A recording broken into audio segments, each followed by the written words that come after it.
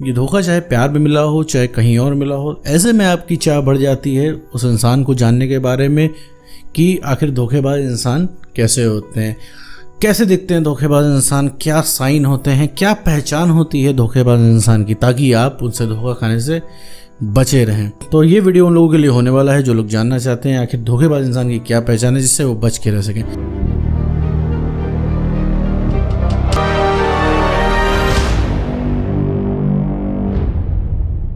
बिना वक्त गवाए इस वीडियो को शुरू करते हैं।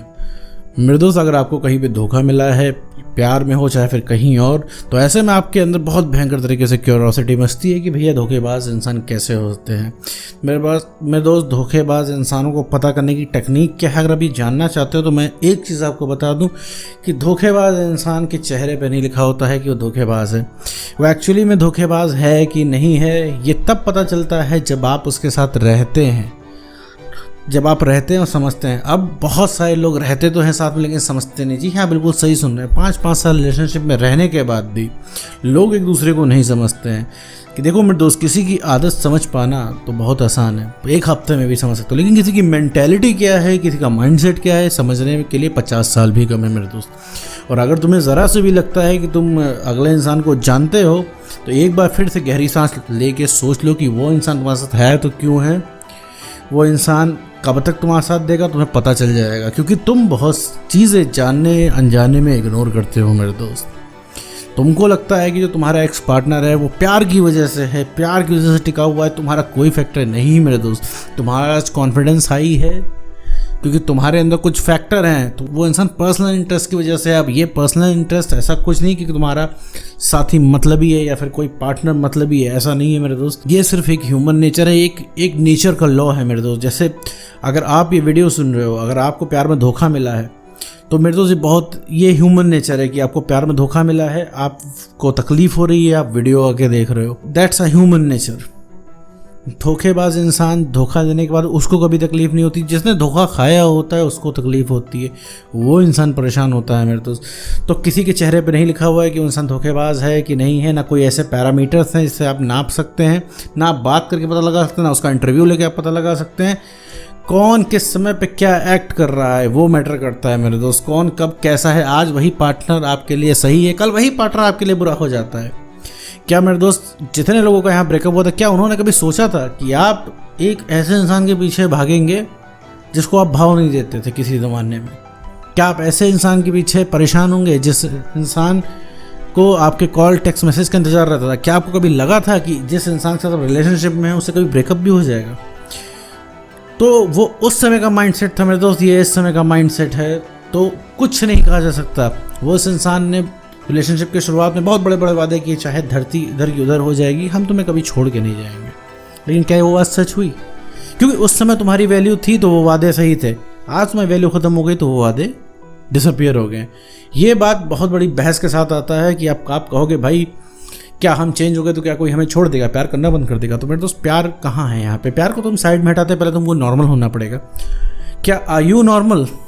अगर आप अपने पार्टनर के साथ रह रहे हो और आपको लग रहा है कि उसमें सिर्फ उनका रोल है, वो रह रहे हैं क्योंकि आप हो इस वजह से, तो नहीं मेरे दोस्त, तुम्हारे अंदर कुछ ना कुछ फैक्टर है। जैसे कुछ ना कुछ फैक्टर की वजह से आप उस इंसान के साथ रिलेशनशिप में आए हो, जिनका ब्रेकअप हो गया, तो कुछ ना कुछ फैक्टर बचा हुआ है जिसकी वजह से लोग उसके पीछे भाग रहे हैं। ठीक है, तो रही बात धोखेबाज इंसान पहचानने की, तो सबसे पहले तो मेरे दोस्त इंसान को समझने की कोशिश करो, वक्त बिताओ उस इंसान के साथ और उसकी कमियां इग्नोर मत करो मेरे दोस्त। क्योंकि आज तुम्हें पार्टनर अच्छा लग रहा है, आप उसकी सारी कमियां इग्नोर करते हो, कल वही कमियां आपके मन में बढ़ती चली जाती हैं और एक दिन आप रिएक्ट कर देते हो मेरे दोस्त। रिएक्ट कर देते हो तो उस दिन बुरे हो जाते हो मेरे दोस्त, उस दिन प्रॉब्लम हो जाती है लोगों को आपसे। क्यों? और साथ में आपने मौका भी दे दिया अगले इंसान को कहने का कि पहले तो तुम्हें कोई प्रॉब्लम नहीं होती थी, आज हर चीज़ से प्रॉब्लम है। तो ये बहुत ही पर्सनल एक्सपीरियंस है आपका कि आप बर्दाश्त करते थे उस समय, आज बर्दाश्त की सीमा समाप्त हो गई और आपने वो चीज़ कह दी। तो धोखा अगर कोई इंसान दे रहा है तो आप उसकी मेंटालिटी नहीं समझ पाए हो उसके साथ रह के, आपने ट्रस्ट बहुत जल्दी कर लिया उस इंसान पे। क्या आपने कभी पैरामीटर्स को रखा सामने? क्या कभी आपने पैरामीटर्स को चेक किया उस इंसान पे ट्रस्ट करने से पहले? क्यों आपने ट्रस्ट इसलिए कर लिया क्योंकि उसने मीठी मीठी बातें कर ली, आपके फेवर में बातें कर दी उस इंसान ने। तो आपके फेवर में बातें कर दी उस इंसान ने, तो आपने सारी चीज़ें इग्नोर कर दी। मान लीजिए आपका किसी से काम है, उसने आपकी तारीफ़ कर दी, तो आपको पता है कि इस इंसान का मेरे से काम है, लेकिन मेरी तारीफ़ कर रहा है, इस वजह से कर रहा है। लेकिन आप वो चीज़ भूल जाते हो, तो वो इंसान तारीफ़ क्यों कर रहा है। तारीफ़ आपको मिल गई, आप खुश हो गए, आपको पता होते हुए भी आप उस नेगेटिव फैक्टर को इग्नोर करते हो और अंत में आपको धोखा मिल जाता है। मैं यहाँ पे ये नहीं मेरे दोस्त साबित करना चाह रहा हूँ कि आप में कमी है, लेकिन मेरे दोस्त सामने वाले को समझ पाना ये आपकी प्राइम रिस्पॉन्सिबिलिटी है। उस पर ट्रस्ट करने से पहले आप कुछ चीज़ों को जांच लें। देखिए मेरे दोस्त, ट्रस्ट कमाया जाता है, ना कि दिलाया जाता है। किसी भी इंसान को अगर आप ट्रस्ट दिला रहे हो तो उसके अंदर से वो चीज़ नहीं होगी जब तक आप उस चीज़ को कमा ना लो। देखो मेरे दोस्त, बातें कभी मैटर नहीं करती। एक बहुत बड़ा ह्यूमन नेचर है, ह्यूमन साइकोलॉजी। ये बातें कभी नहीं मैटर करती, मैटर किया होता है एफर्ट। आपसे किसी ने कुछ भी वादा किया हो, आपको नहीं मैटर करता, लेकिन अगर अगले इंसान ने कुछ किया हो, आपके लिए एफर्ट लगाया हो, तो डैट वो आपके लिए बहुत मैटर करता है मेरे दोस्त। क्यों वो मैटर करता है? क्योंकि आपने उस चीज़ को फील किया होता है। तो इंसान वो चीज़ कभी नहीं भूलता जब उस इंसान को किसी ने कुछ फील कराया हो। तो बातें वो इंसान भूल जाता है, लेकिन जब कभी किसी ने किसी को कुछ फील कराया हो तो वो इंसान नहीं भूलता। तो अनुभव हम अपने जीवन के नहीं भूलते मेरे दोस्त। जैसे हम अपने एक्स पार्टनर को क्यों नहीं भूल पाते हैं? अनुभव है हमारी ज़िंदगी का वो, क्योंकि हमने अनुभव किया है उसके साथ, तो हम नहीं बोल पाते। देखो मेरे दोस्त, बातें तो करने में टैक्स नहीं पड़ता, ना बातें करने में कोई एफर्ट लगता है। आप बड़ी इजीली बोल सकते हो मैं चांद तारे तोड़ के ले आऊँगा तुम्हारे लिए, लेकिन क्या एक्चुअली में ऐसा होता है? नहीं होता है मेरे दोस्त। चांद तारे आप तोड़ के नहीं लाते, तो क्या एक्चुअली होता है ऐसा में? चांद तारे तोड़ के लाना जितना कहना आसान है उतना करना आसान है? नहीं ना, उससे करना कहीं गुना मुश्किल है। तो जब बात आती है करने पे, तो कई लोग कट जाते हैं। तो सबसे बड़ी चीज़ है कि ट्रस्ट करने से पहले आप कुछ पैरामीटर्स को टेस्ट करें। वो इंसान अगर आपके पास है तो क्यों है, आपसे ऐसी बात कर रहा है तो क्यों बात कर रहा है। आपको खुद पता चल जाएगा कि वो इंसान कब तक टिकेगा आपके पास, क्योंकि आप अपने कुछ निजी फायदे के चक्कर में उस इंसान की कमियों को इग्नोर करते हैं, जो कि मौका देती हैं उस इंसान को धोखा देने के लिए। कहने का मतलब है, मैंने जैसे अभी थोड़ी देर पहले एग्जांपल दिया कि वो इंसान आपको तारीफ कर रहा है, आपको पता है यार इसका काम है तभी कर रहा है। मान लीजिए आप किसी कंपनी में आप किसी के बॉस हो, आपका एम्प्लॉय तारीफ कर रहा है, क्यों कर रहा है? आपको पता है आप बॉस हो, प्रमोशंस के लिए कर रहा होगा। आप किसी स्कूल में टीचर हो, स्टूडेंट है आपकी लगातार तारीफ कर रहा है, आपको पता है ये मार्क्स के लिए कर रहा है, नंबर्स के लिए कर रहा है। लेकिन अब आप क्या है, उस चक्कर में उस चीज़ को भूल जा रहे हो कि हाँ भाई ये इंसान सिर्फ तारीफ कर रहा है मार्क्स के लिए, लेकिन उसने तारीफ कर दी, तो ये ज़्यादा आपके लिए अट्रैक्टिव फैक्टर हो जाता है। तो मेरे दोस्त, तो सबसे पहली चीज़ है कि आप उन सब पैरामीटर्स को टेस्ट करें रिगार्डिंग टू द ट्रस्ट। कि ट्रस्ट करने से पहले अगर आप किसी पे ब्लाइंडली ट्रस्ट कर रहे हो, तो मेरे दोस्त अगर वो इंसान धोखा दे रहा है तो फिर अगले इंसान को ब्लेम अप नहीं कर सकते हो, क्योंकि वो इंसान है धोखेबाज। ठीक, वो उसकी आदत है या फिर वो कहीं से इस चीज़ को लेके आया है या उसका पहले से मूड था, ये तो बाद में मैटर करता है। तुम्हारी इजाज़त के बिना कोई इंसान तुम्हारी लाइफ में इंटरफेयर तक नहीं कर सकता। धोखा देना तो बहुत दूर की बात है, कहीं ना कहीं हम उसको मौका देते हैं। तो सवाल को थोड़ा पलटते हैं, धोखेबाज इंसान की पहचान मत करो मेरे दोस्त।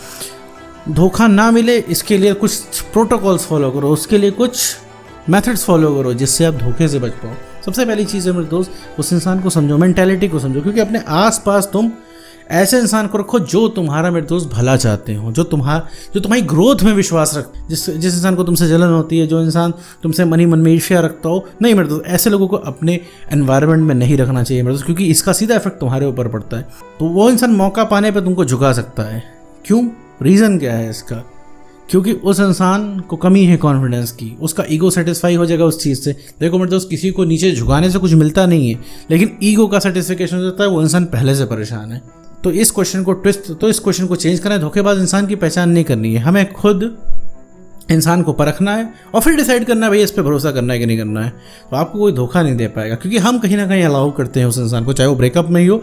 कोई इंसान तुमसे ब्रेकअप नहीं कर सकता अगर तुम्हें सेल्फ रिस्पेक्ट मेंटेन, लेकिन हम अपनी सेल्फ रिस्पेक्ट गिरा के अपनी पर्सनल स्पेस में अगले इंसान को घुसा के, उसकी पर्सनल स्पेस में घुस के अपने कॉन्फिडेंस की धज्जियां उड़ा लेते हैं। सो हमारा ब्रेकअप हो जाता है। तो 50% के रिस्पॉन्सिबल हम हुए ना मेरे दोस्त। तो उसी तरीके से ट्रस्ट करने से पहले मेरे दोस्त उस इंसान को जांच पर रख लें, उसका माइंडसेट समझ लें, साथ में ये भी निश्चित कर लें कि वो इंसान आपके पास है तो क्यों है। बस, तो इंसान कोई आपको धोखा नहीं दे पाएगा। तो उम्मीद करता हूँ दोस्तों आपको वीडियो समझ में आएगा। तो आज की वीडियो